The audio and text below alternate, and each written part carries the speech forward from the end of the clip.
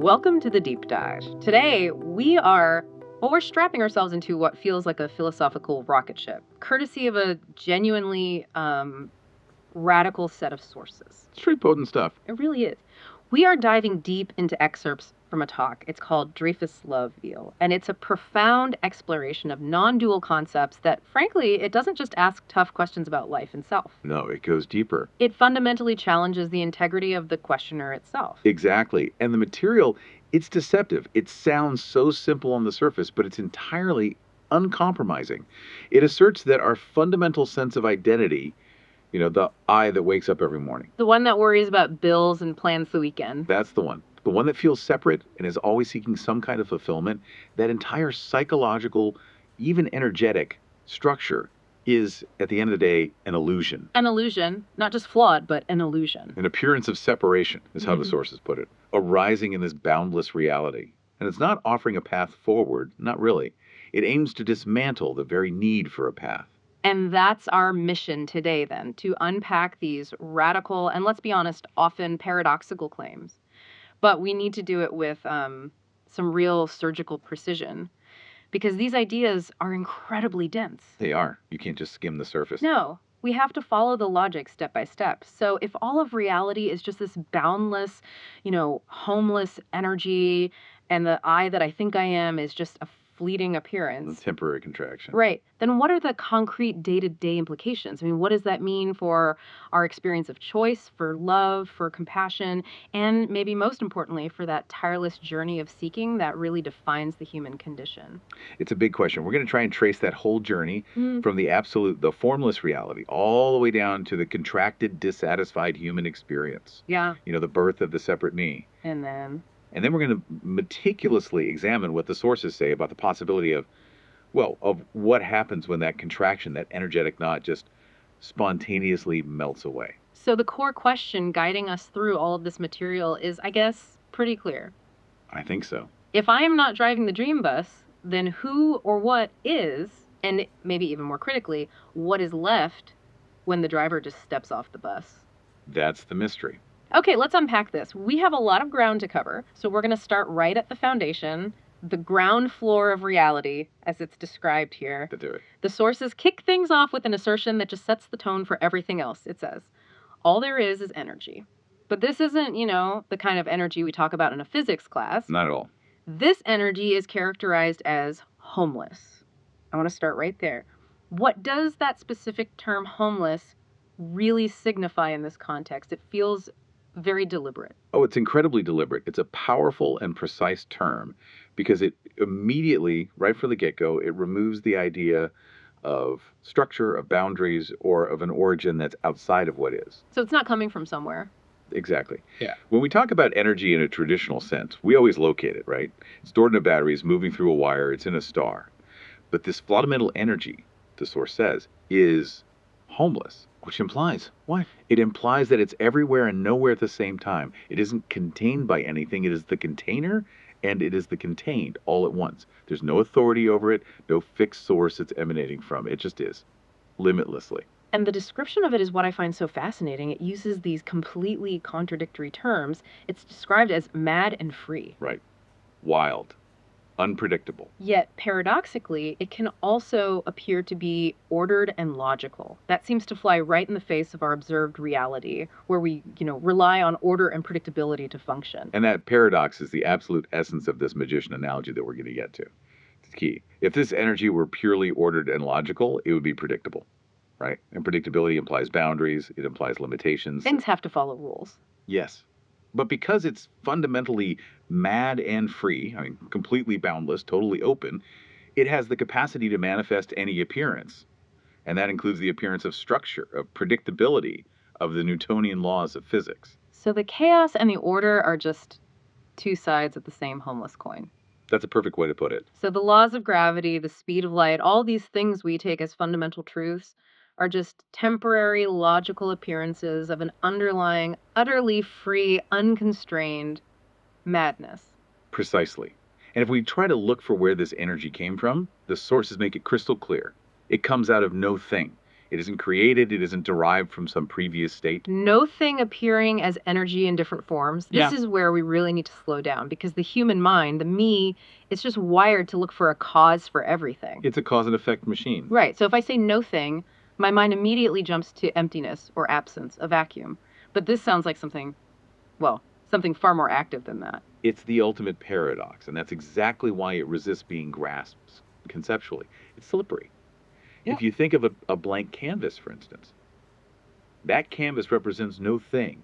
It's pure, potent possibility. Okay. The very moment a brushstroke appears on it, that is energy and form.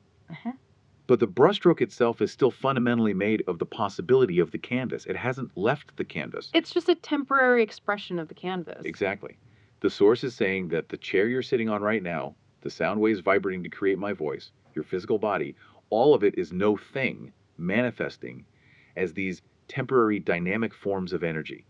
It's not that the canvas becomes the painting. The painting is the canvas expressing itself for a moment. Which brings us directly to this idea of the formless form, the emptiness, which is fullness. I mean, we're constantly trying to separate those ideas, aren't we?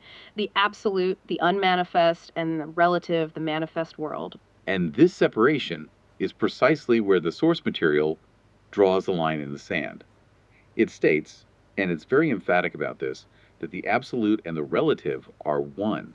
They're not separate entities where one becomes the other. So it's not a process. No, Well, it's simultaneous. Yeah. This might be the most crucial point to accept if we want to follow the rest of this teaching. Because if you miss this, the rest doesn't really hang together. And I think this addresses one of the fundamental misconceptions in so much traditional seeking, right? The belief that you have to ascend out of this messy relative world to achieve some clean absolute state. Exactly that. If you root yourself in the idea that the absolute is some higher state you have to achieve something abstract, ethereal, located, up in a pink cloud, and that the relative everyday world is lower level or some kind of unfortunate mistake, You're just reinforcing the problem. you are reinforcing the illusion of separation. This teaching insists that form is formless. This physical microphone right here, this material object, and the emptiness it arises from and collapses back into. They're not sequentially related. They are the same thing happening simultaneously. So there isn't a transition where no thing becomes everything. They're co-present. Always. And this inherent simultaneous unity. Is that why the sources state that what's being shared can't be comprehended or known? Yeah. Because if everything is one, then who is left to do the knowing? Precisely, you've hit the nail on the head. We need a subject to know an object. The entire human conceptual mechanism requires duality. If the absolute and relative are one, there's no separate subject left to stand back and comprehend or define it. It's like an eye trying to see itself. A perfect analogy. If you could capture this mystery and articulate a definitive conclusion or an answer, it would immediately cease to be the boundless mystery. It would be a concept, a container, and this reality is homeless and unbounded. It's too simple, too obvious, too immediate to be grasped by the conceptual mind. And here's where the language becomes really evocative. The characterization of this fundamental energy as the magician. The magician analogy is perfect because it captures both its boundless freedom and its trickery. The energy is completely free, with no thought, no authority over it. It doesn't have an intention or a direction. Nothing is directing it. So it's a magician because it can become anything. It can manifest as mountains and oceans. It can move faster than life itself. And yet, simultaneously, it can appear as absolute emptiness. It performs the greatest trick of all, which is making form appear substantial, fixed, and separate when it is anything but. And that idea that nothing is directing it, that fundamentally undercuts every notion we have of fate or divine plan or even a centralized, benevolent source of creativity that we might normally assign to a universal power. It just is. Mad and free. Spontaneous manifestation. And this brings us back to that vital point you made earlier. Everything that appears is energy, and everything that doesn't appear is also energy. The appearing and the non-appearing are one single process. This boundless energy is capable of arising as a temporary appearance that feels separate, the human me, which then proceeds to chase all over the world, looking for itself. So even the feeling of being separate, that sense of lack, the whole drive to seek, that is also just the energy manifesting as separation. It's energy playing a very, very intense game with itself. So it's the ultimate expression of freedom then. The energy is so free that it can even appear as its opposite, as something contracted, limited, and bound. And it has no significance at all because it's already complete. Nothing is ever gained, nothing is ever lost, and that is the stage upon which the whole human drama unfolds. Okay, so we start with this immense, boundless, free, and paradoxically unknowable energy. Now we have to address the turning point. How does that energy contract into the limited, separate, and fiercely individual human experience? This is the birth of the me. It begins with that fundamental freedom of energy we were just talking about. Because the energy is free, it has the capacity, the source is called the freedom, to appear contracted and limited. Okay. This contracted state is where the illusion of separation really takes root. It appears to arise in this specific temporary form of the human physiology, which, and we have to keep remembering this, It's also only energy. is also only energy, yes. So the body, which is energy, holds an energetic contraction within it. Is this contraction purely a psychological thing, or is it fundamentally physical? The source mentions a tight feeling. I think it's both, or perhaps it's neither, because the source really insists that separation is essentially an energy, first and foremost. Before a thought arises, before the self story is even articulated, there's a physical, energetic sensation. You feel it. You feel it. A tightness, a clenching, a feeling of density or separation within the physical body. This is the knot. The body, which is otherwise just flowing energy, takes on a contracted form. This is the physiological footprint of the immanent self. That's a really crucial distinction. It means the me isn't just some mental construct we can logic our way out of. It's an experienced, dense state of being. It's felt, viscerally. And when that contracted energy arises in the body, the sense of identity follows. Exactly. The tight feeling gives rise to the sense of identity, the birth of me or the separate individual. And this can happen remarkably early in life. The sources say it can even arise in the womb or in early infancy. Wow. And the me is this paradoxical construct. It's wholeness appearing to be something that is separate from the whole. It's the entire universe wearing a very, very convincing mask of limitation. The ultimate disguise, like we said before. But how does this appearance gain momentum? I mean, how does the I go from being just a tight feeling to becoming fully convinced of its own reality? It does that by building the story of me. It's a storyteller. Once that basic separation is established, all subsequent thoughts, memories, and sensory inputs are filtered through this lens. Everything confirms the story. Everything confirms the story. And this story includes these deeply held beliefs. I have a real person, I have agency, I have free will, I have personal choice. I am on a life journey that has a trajectory, a beginning and an end. And the sources say the self exists and sustains itself only in an artificial reality. Yes, and they define that reality very specifically. It's a subject-object reality. Right, let's dedicate some time to this subject-object reality, because this seems to be the entire operating system of dissatisfaction. It's the cage. It absolutely is. The subject-object split is the fundamental mechanism required for the me to exist. The me must define itself as the observer, the subject. And everything else, the world, other people, the future, feelings, even the body itself, must be defined as a separate object. That. I'm here. Everything else is out there. The me needs this separation to sustain itself. If that subject-object distinction were to collapse, if there was only what is without an observer, The me would have nothing to define itself against. and therefore it collapses, it vanishes. So the self is not just separate from the whole, but it's constantly reinforcing its separation by labeling everything it encounters as not me. Precisely. And this artificial reality creates what the source calls the veil of separation. Because everything is perceived as an object separate from the observing subject, the me never experiences reality as it is. It's always a filtered experience. Always. Think about sensory experience. The me doesn't simply see the color red. It experiences the color red through a filter of separation. It doesn't hear a sound directly. It hears sound as an external object hitting a separate entity. I sometimes hear people in these circles talk about non-dual experience as seeing colors brighter or hearing sounds more intensely. Is that what this veil is obscuring, the inherent intensity of reality? That's a very good way to put it, yes. The veil obscures the intensity and, crucially, the unity. Everything is mediated, filtered, and experienced through this contracted lens of me. And this, fundamentally, is the source of inherent dissatisfaction. It's guaranteed. So that feeling that something is missing, that profound, persistent spiritual ache that sends so many people on a search, it's not a failure of character or a lack of effort. Not at all. It's the natural, energetic result of living in this contracted subject-object state. The structure itself guarantees a feeling of lack. It's guaranteed. The separate self, by its very nature, is incomplete because it's only an appearance of the whole. And because it believes time is real, that it's on a journey from state A to state B, the me cannot possibly recognize what is right now in this immediate present. Why not? Because it is always perpetually focused on what will be, the future. It's always looking ahead for the next thing. The me needs the future to exist. The future is where the fulfillment is supposed to be, where the lack will finally be resolved, where the story finds its happy ending. The present moment where the boundless, complete energy is. Well, that's dangerous to the me. Dangerous. Because in the raw present, there's no room for seeking, no room for separation, and therefore no room for the me. And that is why dissatisfaction and the future are two sides of the very same coin of separation. Okay, so if the me feels this inherent structural lack and is driven by a focus on the future, that inevitably triggers the response we all know so well, seeking. The search begins. Yes.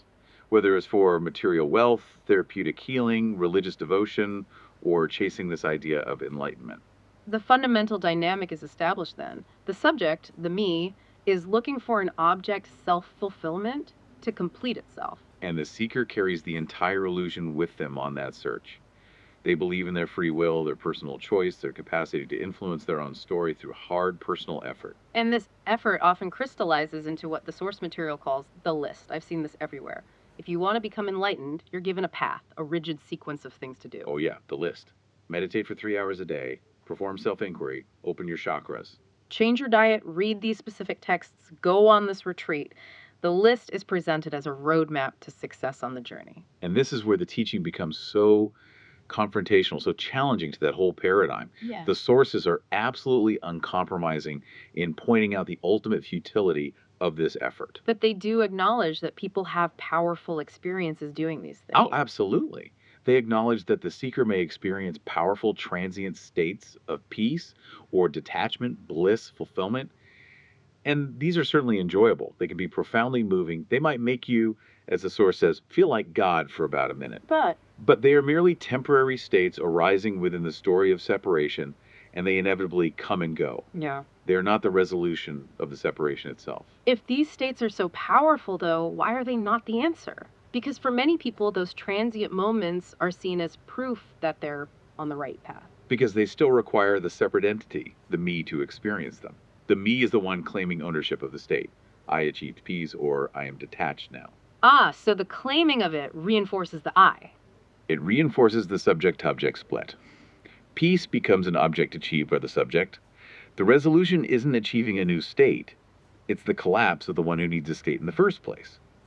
The states are just more forms of energy, more transient appearances. This is where that core analogy comes in, the dream bus. Let's really drill down on this.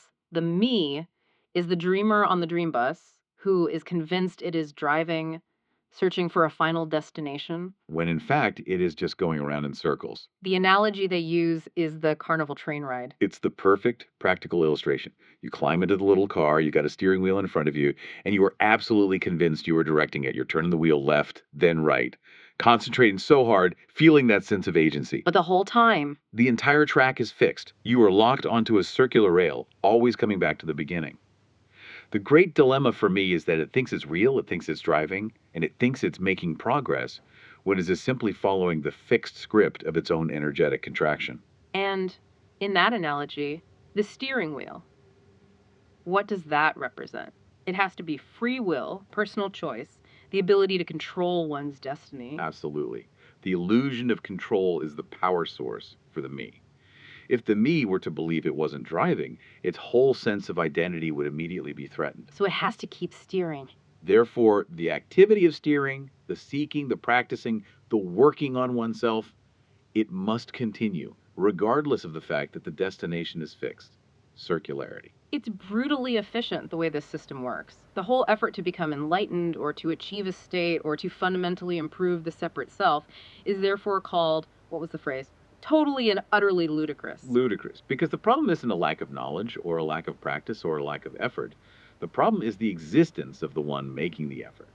The me is the problem it is trying to solve. So it can never solve itself. Never. Not through its own efforts, because all of its efforts inherently reinforce the subject making the effort. I feel like I have to push back here a little bit, though. If a spiritual teacher is giving counsel, even if they're just feeding the seeker's journey, aren't they providing some temporary relief? Isn't that useful in some way? The sources do acknowledge this. They call these people dream teachers. And they will certainly help the me to make its prison more comfortable. How so? They might help you change the chairs on the bus, cheer up the engine, maybe even get a better view out the window. You become a calmer, more pleasant, more effective separate self. But the underlying separation, that energetic knot, is never resolved because fundamentally it isn't real anyway. They're just polishing an illusion. So the profound irony and the central mechanism of this whole illusion is that seeking is the self. Me is separation, and me is seeking. The very act of searching is what keeps the me alive. The two are inseparable. If the me were to genuinely, truly stop seeking, its defining activity would cease. The me continues seeking because it has this unconscious recognition that it will never find what it's looking for. Because what it's looking for has never been lost. Exactly. That ongoing quest allows the story of me to be sustained indefinitely. It's a brilliant self-perpetuating mechanism. And then the ultimate twist, which is deeply poignant when you think about it, is that what the me longs for is its own absence. Yes. But that absence is also what it fears most. That is the terror and the beauty of the mechanism. The me wants the boundless freedom of the whole. It wants to dissolve that tightness. But the thought of the collapse of its separate identity, the end of the driver, that's terrifying. Because the me equates its existence with life itself. So seeking is actually a defense mechanism. It's the most effective avoidance strategy possible. It allows the me to approach the precipice of non-separation while perpetually retreating back into the safety of the search. We've established that separation isn't just a thought, but a contracted energy, and that seeking is futile because it just reinforces the seeker. So now we have to move to the possibility, the spontaneous, non-willed possibility of this energetic contraction simply melting back into the whole. Right. And this is the moment where the discussion really shifts from the mechanism to the realization, you could say. The possibility is that this sense of contraction, that tight feeling in the body, that knot of separation, can simply melt back into the whole of the boundless energy. And it's not an achievement of the me? No. It's a spontaneous dissolution of an appearance. The sources are very specific about this. They stress that the me apparently collapses. Why the emphasis on the word, apparently? Because for the individual, the experience of identity dissolving would feel very, very real, maybe even catastrophic. The term apparently is vital because it maintains the integrity of the whole initial premise. The me was never real in the first place. You cannot have a real collapse of something that never actually existed. It was only an appearance. Only an appearance.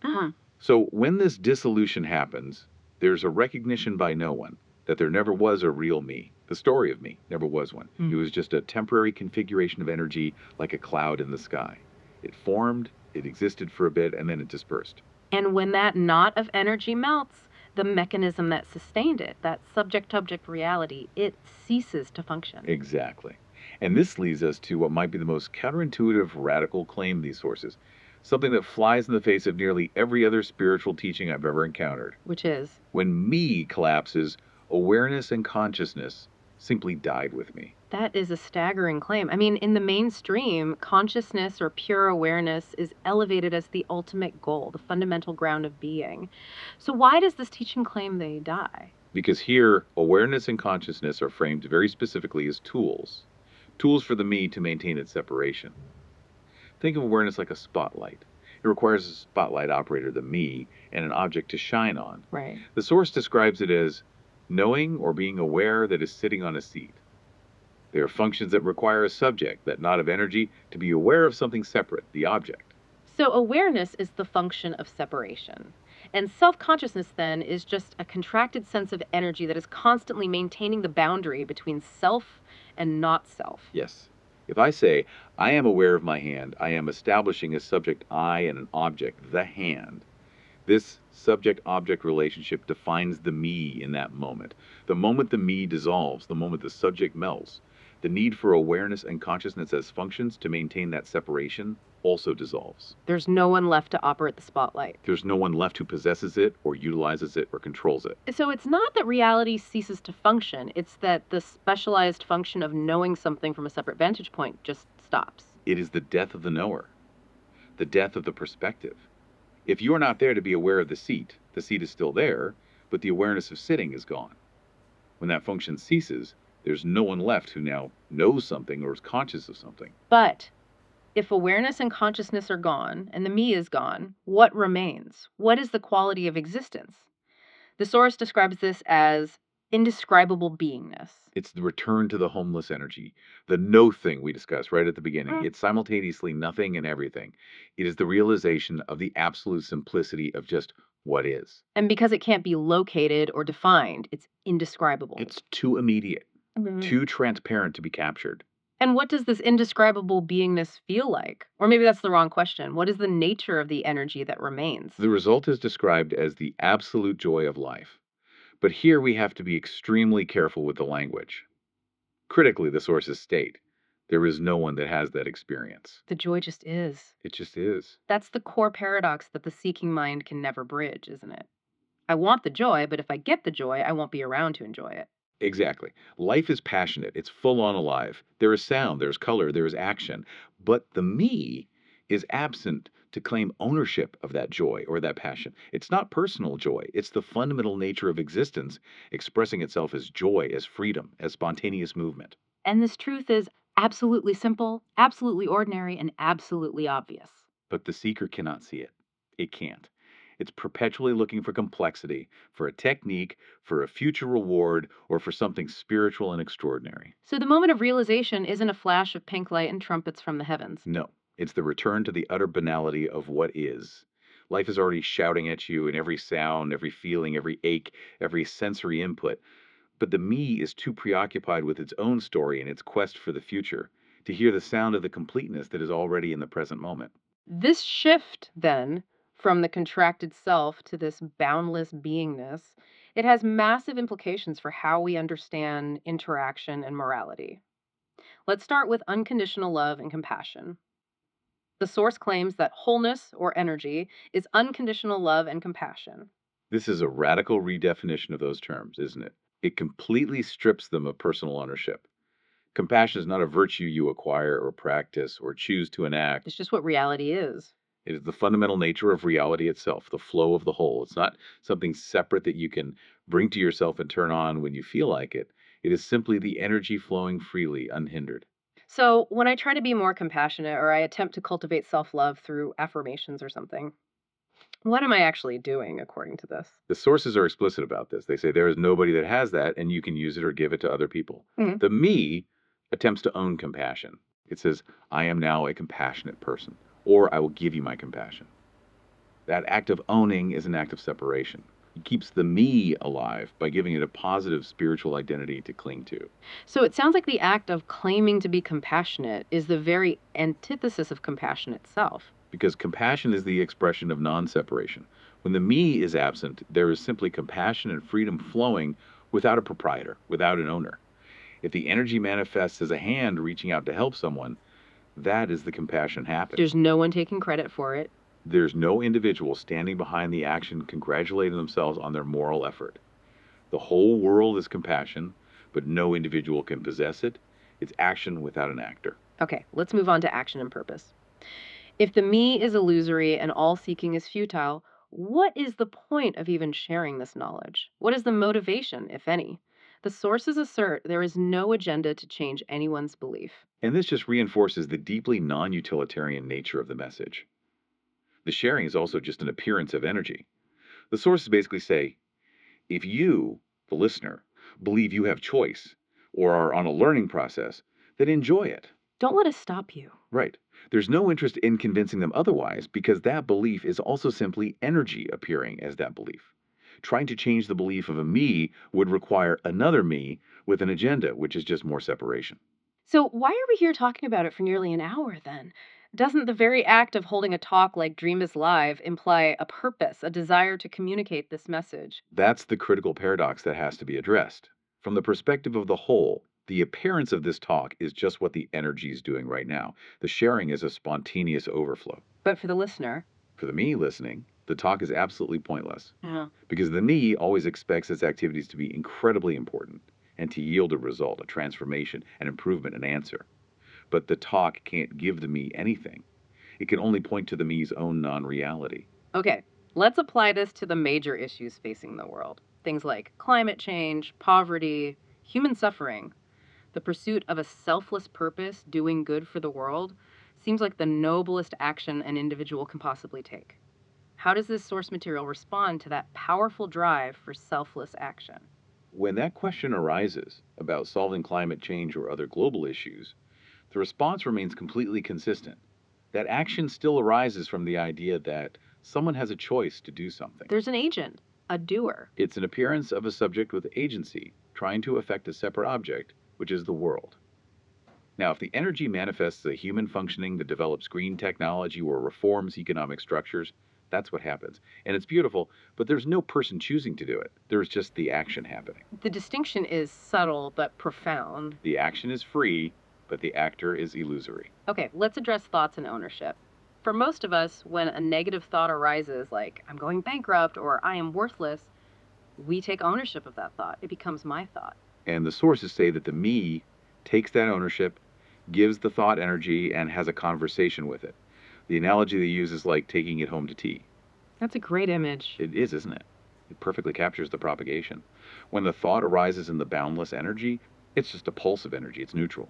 But the moment me takes ownership, my thought is X. The thought finds someone to talk to, a subject to define itself against and to feed. And the me engages in that conversation. And it amplifies the negative thought into a story, an emotional contraction, and subsequently a physical tension in the body. And when the me drops away, what happens to thoughts then? When the me drops away, thoughts still arise. The energy is still mad and free to pulse, but they can't find anybody to talk to, so they simply return from where they came. Which is no thing. The thought arises from nothing, and without an owner, it naturally falls back into nothingness. The absence of the owner stops the propagation, it stops the contraction, and it stops the suffering attached to the story. It's simply observed as energy moving, not owned as a personal identity. Finally, let's touch on causality, cause, and effect. Our entire world, our science, our legal systems, it's all built on the reality of cause and effect. I drop a pen, that's the cause. It hits the floor, that's the effect. Is this fundamental principle also just part of the illusion? Causality, just like the me and everything else, is described as both real and unreal. It's just an appearance of order within the boundless freedom. The belief that cause and effect are fixed, binding, and entirely reliable stems directly from the feeling that the me is real. How? Well, if I am a real subject, then my actions, the causes, must have predictable real consequences, the effects, that I can then control or anticipate.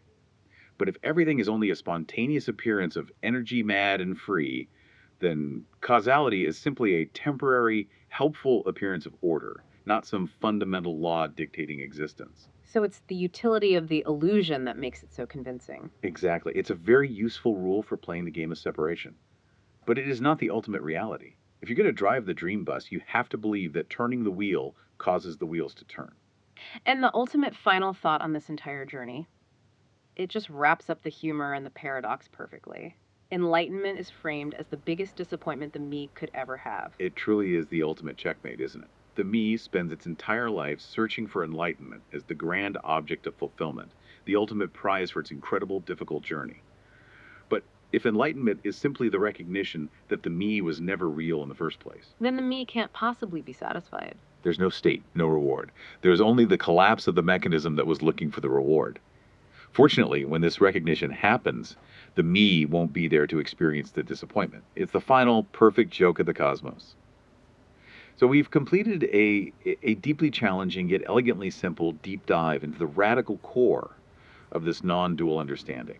We explored the idea that life is just this boundless, mad, free energy arising spontaneously out of nothing. And that our entire experience as a separate time-bound seeker is merely an appearance, an energetic contraction known as the me, which uses consciousness and awareness as tools to maintain its own illusion of separation. Right. The central tension running through all of these sources is, well, it's palpable. It's the tension between the inherent freedom, the unity, and the unconditional love that reality is, and the tight, contracted energy of the individual self who is seeking what has never, ever been lost. And the message is so simple, so ordinary, so obvious, but it remains profoundly hidden because the seeker is always looking for a complex, future-oriented, extraordinary answer. Something out there. Exactly.